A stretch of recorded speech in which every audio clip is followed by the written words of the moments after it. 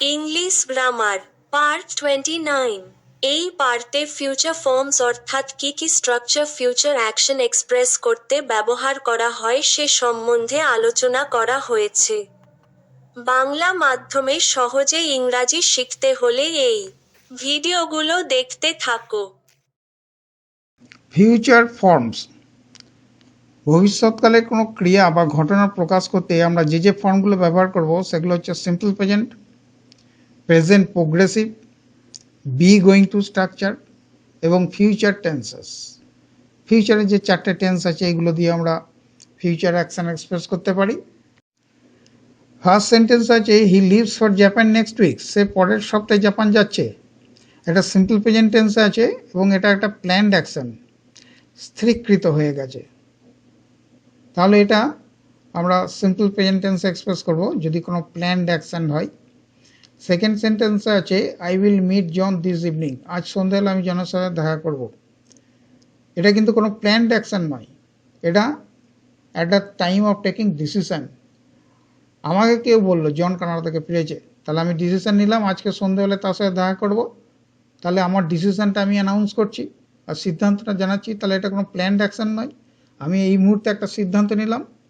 সেক্ষেত্রে আমরা simple future tense ব্যবহার করব, উইল প্লাস ভার্বের সিম্পল ফর্ম। আর থার্ড সেন্টেন্সে যেটা আছে I am going to meet John this evening, আজকে আমি সন্ধ্যাবেলা জনের সাথে দেখা করছি। তাহলে এটা কিন্তু একটা প্ল্যান্ড অ্যাকশন।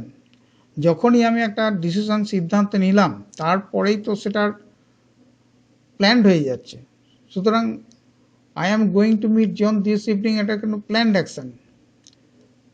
আমি যখনই একটা সিদ্ধান্ত নিলাম যে জনের সাথে আজকে আমি সন্ধ্যাবেলা দেখা করব, সেকেন্ড সেন্টেন্সে যেটা আছে তারপরেই যদি আমাকে কেউ বলে যে আজকে সন্ধ্যাবেলায় তুমি ফ্রি আছো কি, আজকে সন্ধ্যাবেলায় আমরা একটা ফিল্ম দেখতে যেতাম, তাহলে তখন আমি কি বলবো, না আমি ফ্রি নেই, I am going to meet John this evening, আমি আজকে সন্ধ্যাবেলায় জনের সাথে দেখা করতে যাচ্ছি বা দেখা করব। তাহলে এটা প্ল্যান্ড অ্যাকশন, অলরেডি আমি সিদ্ধান্ত নিয়ে নিয়েছি। আর নাম্বার ফোরটা আছে I am meeting John this evening, এটা মিট ভার্বের প্রেজেন্ট প্রোগ্রেসিভ টেন্সে আছে, এটা ফিউচার অ্যাকশন এক্সপ্রেস করছে। দুটোই কিন্তু অল্টারনেটিভ ফর্ম। থার্ডে যেটা আছে বি গোয়িং টু স্ট্রাকচার আর ফোর্থে আছে প্রেজেন্ট প্রোগ্রেসিভ টেন্স, এটা দুটো কিন্তু অল্টারনেটিভ স্ট্রাকচার, দুটোর মিনিং একই কিন্তু তফাৎ আছে। যে থার্ডে যেটা আছে যে বি গোয়িং টু স্ট্রাকচারে যেটা আছে এখানে কিন্তু জনের সাথে আমি কোনো অ্যাপয়েন্টমেন্ট নিইনি, জনের সাথে আমার কোনো অ্যারেঞ্জমেন্ট হয়নি, জন জানছে না যে আমি তার সাথে দেখা করতে যাচ্ছি।